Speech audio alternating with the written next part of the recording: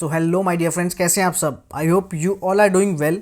यार आज हम इंटरनेशनल लॉ की सीरीज़ में एक और इम्पॉर्टेंट टॉपिक की बात करने वाले हैं, जो होगा डिप्लोमैट्स इन इंटरनेशनल लॉ। मतलब ये डिप्लोमैट्स क्या होते हैं, ठीक है। इसमें बहुत ही डीपली हम समझेंगे कि डिप्लोमैट्स, क्योंकि हमने ये वर्ड काफ़ी बार सुना होगा, राजदूत, राजनयिक, डिप्लोमैट्स, हाई कमिश्नर्स, बहुत सारी चीज़ें हैं, ठीक है। अब ये क्या होते हैं, कैसे काम करते हैं, क्या इनमें डिफरेंस है, कितने टाइप्स के होते हैं, सारी चीज़ें इसमें कवर करेंगे। तो चलिए फटाफट से शुरू करते हैं। अगर आपका टॉपिक है इंटरनेशनल लॉ तो आपको ज़रूर जानना चाहिए, और as a basic knowledge as an Indian citizen या फिर आप कहीं के भी सिटीज़न हो, क्योंकि इंटरनेशनल लॉ कॉमन होती है, आप किसी भी कंट्री में हो आप इसे देख सकते हैं, समझ सकते हैं। और चलिए फिर फटाफट से शुरू करते हैं। Yes, so first of all diplomats होता क्या है। कुछ नोट्स हैं, आप नोट्स भी बना सकते हैं, और बाकी आप समझ तो सकते ही हैं जो मैं समझा रहा हूँ, ठीक है। Diplomats is an official representative of one sovereign state. एक स्टेट होगा, वो सॉवरन स्टेट होगा, उसका एक पर्सन होगा जो कि ऑफिशियल रिप्रेजेंटेटिव होगा। जिसे हम पिछले ज़माने में या फिर हम देखें अपने पुराण देखें तो उनमें क्या होता था कि एक दूत होता था। तो दूत को भेजते थे, कोई भी इंफॉर्मेशन एक स्टेट से दूसरे स्टेट को पहुंचानी है तो दूत जाके वो काम करता था। फिर जैसे हम डेवलप हुए उसमें हमने देखा फिर पोस्टमैन आया।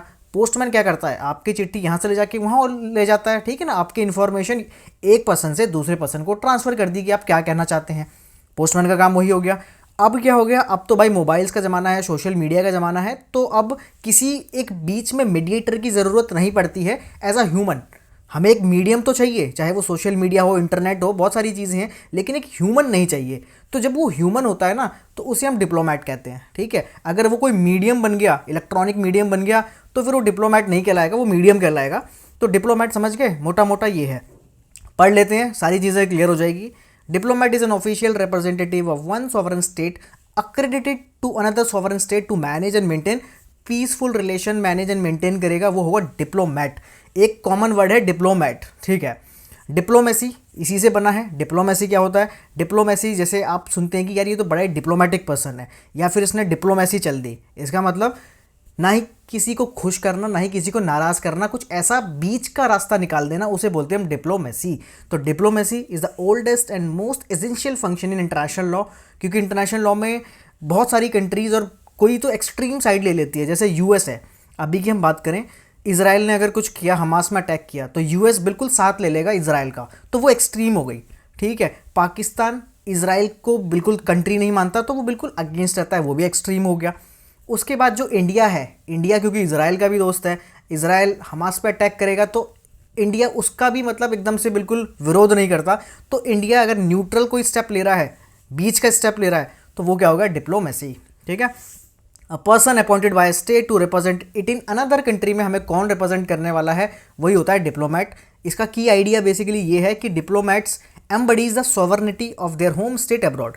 अब आप हर जगह प्रेजेंट नहीं हो सकते ना अपना पक्ष रखने के लिए, आपको कोई यूएन में भी चाहिए, आईसीजे में भी चाहिए, बहुत जगह चाहिए आपको। इंडिया एज ए इंडिया की अगर हम बात करें तो आपने एक पर्सन अपॉइंट कर दिया कि भैया आप इस कंट्री का संभालोगे, आप यूएस का संभालोगे, आप पाकिस्तान का संभालोगे, आप चाइना का संभालोगे, आप रशिया का संभालोगे, तो वो हमारे डिप्लोमैट्स हो गए, ठीक है।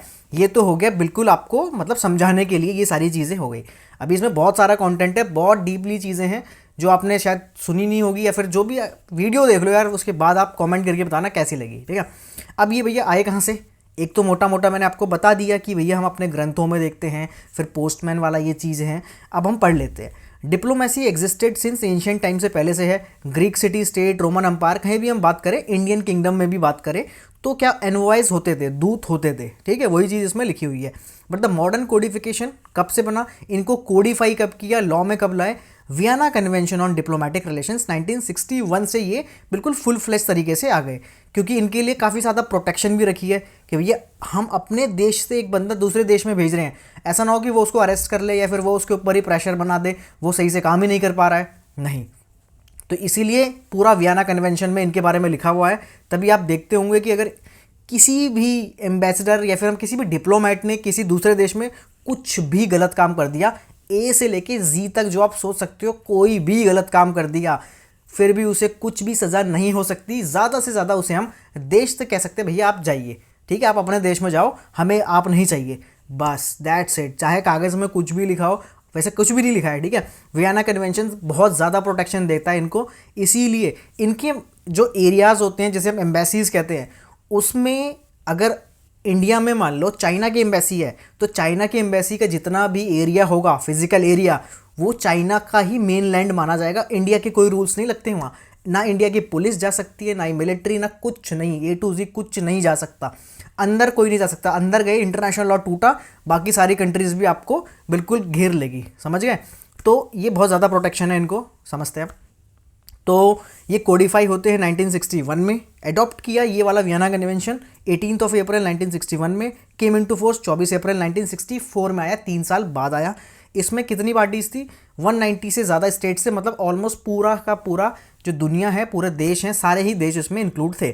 53 आर्टिकल्स इस वियना कन्वेंशन में। ये तो जब अगर आप बोलोगे वियना कन्वेंशन, इसी के ऊपर वीडियो बनानी है, क्योंकि ये मोस्टली सबके एग्जाम्स में नहीं आता, तो वीडियो बना के कोई फ़ायदा नहीं है। पर अगर किसी को स्पेसिफिक चाहिए तो मैं बना सकता हूँ, ठीक है। तो अब आगे चलते हैं।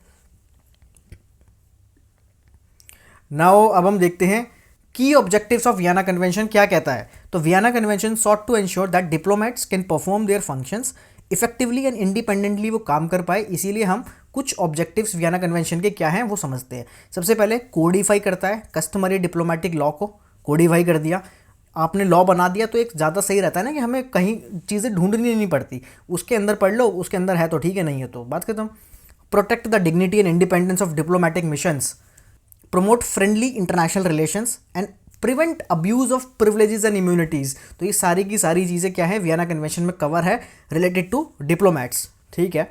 इसके बाद अब इनकी क्लासेस क्या होती है वो समझो। हमें लगता है कि बस डिप्लोमेट बोल दिया तो बात खत्म, नहीं भैया, आपने डिप्लोमेट सुना है, एम्बेसडर सुना है, हाई कमिश्नर सुना है, एनवॉयस सुना है, बहुत सारी चीज़ें हैं। इसके ऊपर वैसे मैं एक डेडिकेटेड वीडियो भी लाऊंगा जिसमें सिर्फ इनकी ही अंदर की चीज़ें बात करेंगे कि क्या इनमें डिफरेंस है, एम्बेसडर, एनवॉयस, इन सब चीज़ों में, ठीक है।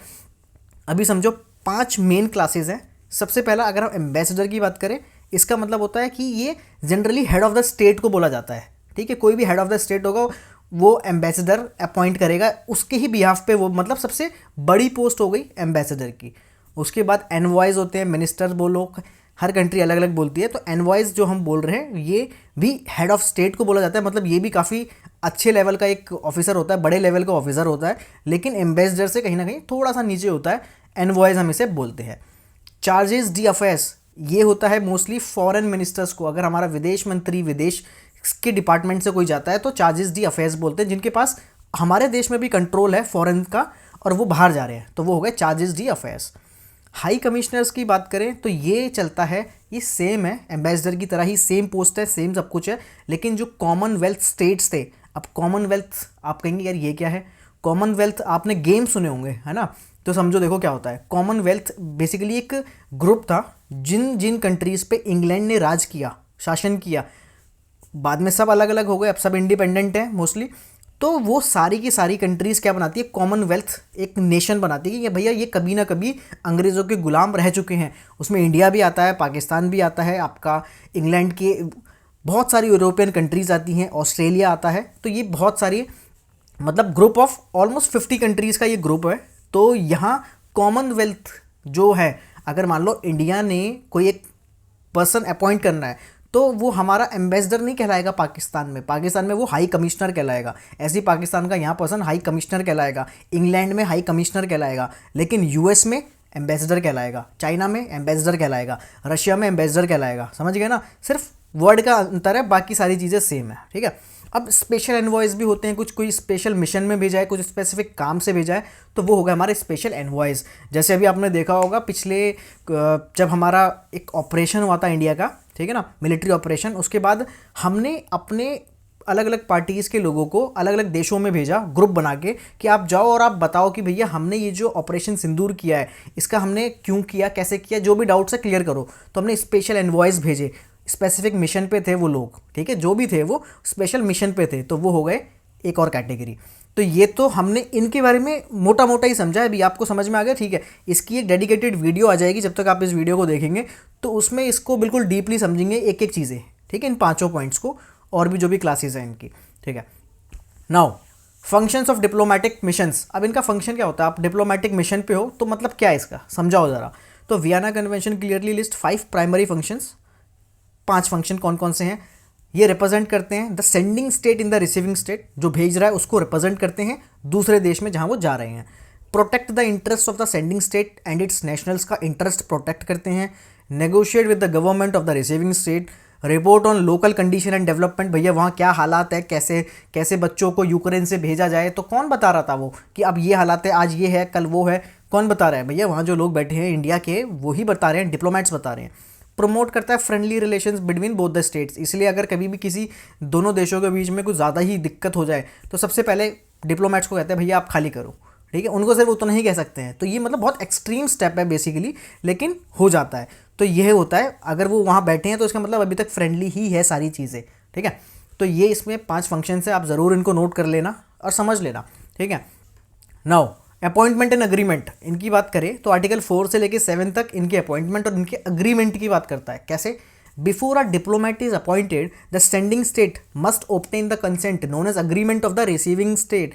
जहां वो जा रहे हैं उनको हम बताएंगे कि ये पसंद है, इसकी ये क्वालिफिकेशन है, ये काम करता है और ये आपके यहाँ आ रहा है, बता दिया, ये हो गया, एक अग्रीमेंट हो गया। अब वो अप्रूवल देंगे। आर्टिकल 4 कहता है अग्रीमेंट अप्रूवल रिक्वायर्ड है, ठीक है। अगर उनको सब कुछ ओके लगा उन्होंने कहा हाँ ठीक है आप भेज दीजिए, कोई दिक्कत नहीं है।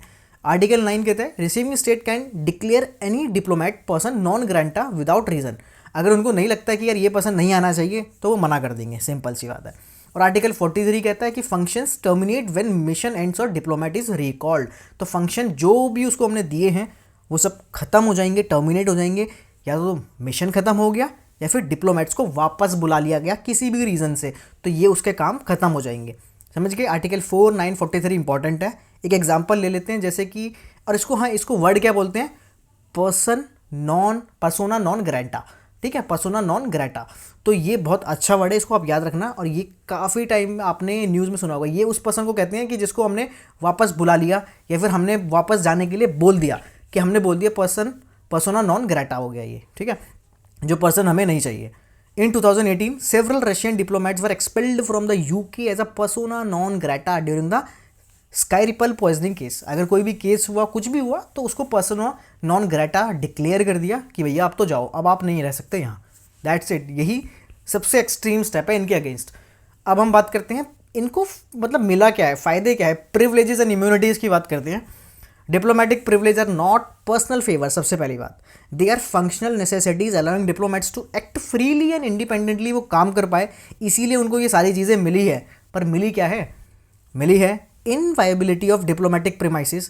भैया डिप्लोमेटिक प्रीमाइस का आप भर के यूज़ करो, जैसा मर्जी यूज़ करना है। डिप्लोमेटिक एजेंट्स जो आपके सारा सपोर्टिंग स्टाफ है आपका है, जैसे मर्जी यूज़ करो, आपका ही वो कंट्री है।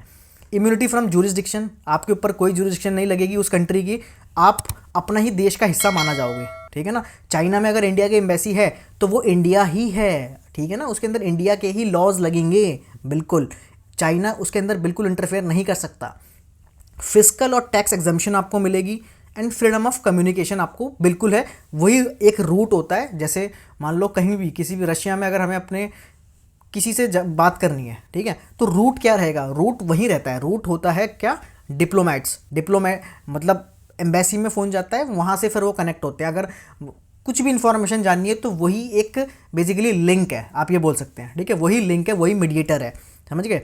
तो जैसे हमें किसी की चिट्ठी पढ़नी है तो लिंक क्या है? पोस्टमैन है ना, वो पहुँचाएगा तब, तो बीच का लिंक ही डिप्लोमेट्स हैं। ओके, नाउ नेक्स्ट है इसमें इनवायबिलिटी ऑफ मिशन का मतलब क्या है? अभी हमने पीछे पढ़ तो लिया। इसका मतलब ये है कि premises can not be entered, search और सीज्ड। आपके प्रीमाइस में कोई नहीं घुस सकता है, ठीक है, ना ही सर्च, एंटर्ड, सीज्ड, कुछ नहीं कर सकता। Receiving state must protect the mission premises from intrusion और डैमेज। ये वियना कन्वेंशन में लिखा हुआ है आर्टिकल 22 में कि भैया आपको ही प्रोटेक्ट करना है, और इस हद तक प्रोटेक्ट करना है कि मतलब वहाँ ना कोई घुस पाए, ना किसी का कोई रूल ना चले। जो अंदर रहते हैं बंदे, जो उनमें सबसे हाईली अपॉइंटेड है, उसी का सारा रूल चलेगा, ठीक है।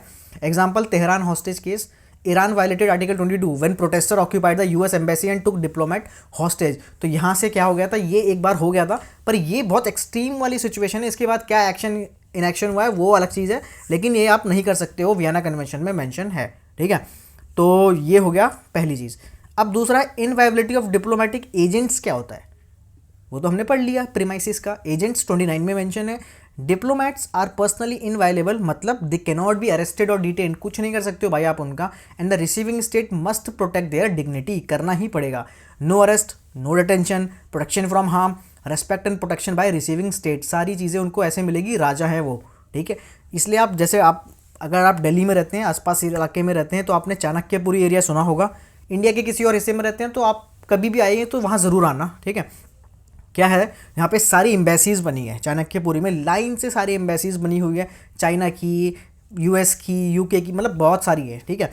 एम्बेसीज़ है, वहाँ का आप एरिया देखोगे आपको लगेगा अरे यार ये कहाँ है, ये इंडिया ही है क्या, क्योंकि वहाँ बिल्कुल एक तो ग्रीनरी बहुत अच्छी है, रोड्स बहुत अच्छी है, एरिया बिल्कुल खुला खुला है, और मतलब इतनी आपको दिख जाएंगे आर्म्ड फोर्सेस, इतने सारे दिख जाएंगे, तो आपको लगेगा कि यार कुछ तो है यहाँ पे बात, तो वो चीज़ें हैं, ठीक है। तो आप ज़रूर आना। Yes, okay. Now immunity from jurisdiction क्या होता है? इसका मतलब है कि diplomats are immune from criminal, civil, administrative jurisdiction, नहीं लगने वाली है उन पे। एक्सेप्शन है, बिल्कुल है। Private immovable property not use for mission purpose, उसकी प्राइवेट इमूवेबल प्रॉपर्टी है जो मिशन पर्पस के लिए यूज़ नहीं हो रही है, उसमें ज़रूर लग जाएगा। जैसे कि उन्होंने कुछ, मान लो एक कार खरीद ली, उनको मिलती है, उनकी ब्लू प्लेट्स होती है, आप देखेंगे ब्लू प्लेट्स हमेशा ही किसकी होती है, डिप्लोमेट्स की होती है। अगर उन्होंने कोई पर्सनल कार खरीद ली, कोई और चला के एक्सीडेंट कर दिया, तो भैया उस गाड़ी पे लगेगा, रोल लगेगा। पर अगर ब्लू वाली प्लेट ने कुछ भी कर दिया ना, कुछ नहीं लगेगा, इसलिए दूर रहना उससे, ठीक है। तो वैसे भी हाँ, ठीक है, कम दिखती है, और दिल्ली में तो दिखती है, फिर भी और शायद स्टेट्स में तो बिल्कुल ना के बराबर ही दिखती होगी। नाउ सक्सेशन मैटर्स, अगर सक्सेशन वाली बात आ गई है, इतने टाइम से आप रहते हो, तो प्राइवेट कैपेसिटी में वो मैटर कर सकता है, जो कि मतलब बिल्कुल नील वाली चीज़ें हैं। एंड प्रोफेशनल और commercial activity outside official duties, वो भी लगेगी, जो कि थोड़ी बहुत ही होती है, ज़्यादा नहीं होती। सबसे मेन चीज़ है सिविल, क्रिमिनल, एडमिनिस्ट्रेटिव, कोई जुरिसडिक्शन नहीं लग रही है, तो मतलब नीचे वाला एक्सेप्शन भी आप सोच सकते हो कि वो बंदा चाहे तो इग्नोर ही हो जाएगी ये चीज़ें, ठीक है। कुछ नहीं है, बस एक्सेप्शन है, याद करने हैं, समझना है, ठीक है। नाउ अब टैक्स एग्जम्पशन क्या कहता है, कैसे इनको टैक्स का फ़ायदा मिल रहा है, क्यों मिल रहा है, समझ लेते हैं। सबसे पहला, diplomats are exempt from most taxes and custom duties. क्यों? क्योंकि वो अपना देश छोड़ के आपके यहाँ आए हैं। अब उनको आपके यहाँ के रूल्स मानने की ज़रूरत नहीं है, क्योंकि उनका जो एरिया है वो भी अपने ही देश में कवर हो रहा है। तो अब उन पर टैक्स लगाएगा कौन, अपना देश या फिर आप, वो चीज़ें हैं, इसलिए इनको एग्जम्पशन मिलती है। Diplomats are exempt from most taxes and custom duties except for private और कमर्शियल एक्टिविटी कर रहे हैं तब तो लगेगा। अब आप बिस्किट खरीद रहे हैं तो आप ये नहीं कहेंगे कि भैया बिस्किट 10 रुपये का है, मैं इसमें जीएसटी नहीं दूंगा, ये चीज़ें नहीं है भाई, आप कर रहे हो ना, वो अलग चीज़ है। नो टैक्सेस ऑन सैलरी और मिशन प्रीमाइसिस, इन पर नहीं लगता है। No custom duties on official imports, नहीं लगता है। And must respect regulations on prohibited goods, वो उनको रिस्पेक्ट करनी पड़ेगी, नहीं करी तो मस्ट रिस्पेक्ट ही बोला है, ठीक है ना। अगर नहीं भी करी ना तो कुछ नहीं होगा भैया, पर्सोना नॉन ग्रेटा हो जाएगा, इससे ज़्यादा कुछ नहीं हो सकता, ओके। और वो भी बहुत एक्सट्रीम स्टेप में होता है, ऐसे नहीं होता, इतनी जल्दी नहीं होता। नाउ फ्रीडम ऑफ कम्युनिकेशन क्या है, इसको समझ लेते हैं। आर्टिकल 27 कहता है कि mission have the right to communicate freely with their home states through diplomatic bags, couriers and coded messages, वो कर सकते हैं, कोई उनको ट्रेस नहीं करेगा, कोई कुछ क्वेश्चन नहीं उठाएगा। डिप्लोमेटिक बैग का मतलब है कि कैनॉट बी ओपन और डिटेन्ड, ऐसा कुछ हो सकता है कि जिसको कोई भी ना खोले, बिल्कुल सीक्रेट तरीके से आपको कोई भी बात अपने देश में पहुंचानी है, आप कर सकते हैं। एंड डिप्लोमेटिक करियर भी होता है, इस मतलब प्रोटेक्टेड पर्सनस, तो वो पर्सन जिनको मतलब कोई जांच नहीं होगी, कुछ नहीं होगा, बिल्कुल होता है। इसलिए एयरपोर्ट्स में इनकी लाइन भी अलग होती है और इनका वेलकम भी दूसरे स्टेट में अलग तरीके से किया जाता है। तो ये हो गया फ्रीडम ऑफ कम्युनिकेशन, इनके थ्रू आप कुछ भी मैसेज ले सकते हैं, दे सकते हैं फ्रीली। अब abuse of privileges and persona non Greta, इसको समझते हैं। When a diplomat abuses immunity, commits crime, the host state can not prosecute but can declare them persona non Greta, declare कर देंगे, इससे ज़्यादा कुछ नहीं कर सकते हैं। Example, a US diplomat in Pakistan 2011 killed 2 citizens and he was recalled under persona non grata and not prosecuted locally due to immunity। कुछ भी करो कुछ नहीं होगा भैया, इम्यून हो आप, ठीक है। नाउ अब हम समझते हैं टर्मिनेशन ऑफ फंक्शन, इनके काम कब खत्म हो जाएंगे, कैसे होंगे। A diplomats function ends when the mission is closed, diplomat is recalled और declared persona non grata, 3 condition में इनके फंक्शन खत्म हो जाते हैं। मिशन बंद, मिशन काम कंप्लीट हो गया, वापस आ जाओ। डिप्लोमेट को वापस बुला लिया गया, वापस आ जाओ। डिक्लेयर पर्सोना नॉन ग्रेटा, वापस चले जाओ, बात खत्म, ठीक है। Diplomatic privileges ends when the diplomats leave the receiving state और after a reasonable period post recall हो चुकी है, तो ये सब चीज़ें उनका फंक्शन खत्म हो जाएगा, बंद हो जाएगा, ओके। नाउ अब ये टेबल है, इसमें आप देख सकते हैं, इसमें सारी चीज़ें लिखी है, सेम वही जो हम पढ़ चुके हैं कि डिप्लोमेटिक एजेंट और काउंसिलर एजेंट में क्या डिफरेंस है। देखो Vienna convention 1961 diplomatic agent, Vienna convention 1963 में काउंसिलर एजेंट को भी ऐड किया गया था, कोई ज़्यादा डिफरेंस नहीं है। फंक्शन देखो डिप्लोमेटिक एजेंट है तो पॉलिटिकल भी हो सकता है, रिप्रेजेंटेशनल भी हो सकता है, जबकि जो काउंसिलर है ना वो भी बस एडमिनिस्ट्रेटिव और कमर्शियल काम ही करेगा, जैसे पासपोर्ट से रिलेटेड मोस्टली, ठीक है, आना जाना देखेगा और कौन आ सकता है कौन नहीं आ सकता, वीज़ा वाला काम देखेगा, तो ये सब चीज़ें काउंसिलर देखते हैं, काउंसिलेट जिसे हम बोलते हैं, काउंसिलेट, समझ गए। डिप्लोमेटिक एजेंट थोड़ा बड़ा हो गया, काउंसिलेट उसके अंडर की चीज़ें छोटी हो गई। नाउ इम्यूनिटी ब्रॉड है, सिविल प्लस क्रिमिनल मिल रही है, भैया डिप्लोमेटिक है, उसकी लिमिटेड है क्योंकि ऑफिशियल एक्ट्स तक ही मिलेगी उसे। अपॉइंटमेंट इसमें रिक्वायर्स अग्रीमेंट, जैसे कि परमिशन लेते बताते हैं कि भैया ये आना चाहता है, ओके हो गया जाओ, इसमें कोई ज़रूरत नहीं है, हमेशा नहीं होता है, किसी को भी आप काउंसिलेट में बैठा सकते हैं।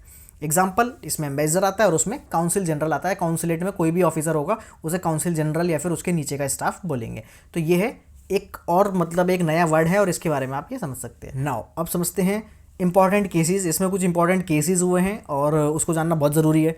तो सबसे पहला केस है US diplomatic and consular staff in Tehran, जिसको हमने बोला था तेहरान हॉस्टेज केस 1980 का है। इसमें क्या हुआ, this is the most famous case on diplomatic protection under the Vienna convention. इसमें होता है 1979 में ईरानियन रेवोल्यूशन के दौरान में मिलिटेंट सीज कर लेते हैं यूएस के एम्बेसी को, जो कि तेहरान में थी। उनको लगता है कि भैया ये तो तेहरान ही है, नहीं यूएस की एम्बेसी है वो भैया यूएस की है, तो डिटेन कर दिया, यूएस डिप्लोमेट्स को डिटेन कर लिया and the Iranian government fail to protect them, वो फेल हो गई। इससे इशू क्या हो गया, क्या ईरान ने वायलेट किया international obligation regarding diplomatic inviolability, Iran ने वायलेट किया है या फिर नहीं, तो ये क्वेश्चन रेज हो गया। अब इसका देखो हुआ क्या, जजमेंट क्या आई, जजमेंट क्या आई, आईसीजे ने हेल्ड कर दिया कि भैया ईरान रिस्पॉन्सिबल है क्योंकि वो ही प्रोटेक्शन नहीं कर पाया, violating article 22 and 29 of the Vienna convention and failing to protect and release the hostages. तो इसमें देखो फिर से समझो होता क्या है, तेहरान कहाँ आता है, ईरान में ही आता है, ईरान की कैपिटल तेहरान है, ठीक है, वहाँ पे यूएस की एम्बेसी है, उसको मिलिटेंट सीज कर लेते हैं। कौन प्रोटेक्ट नहीं कर पाया, ईरान।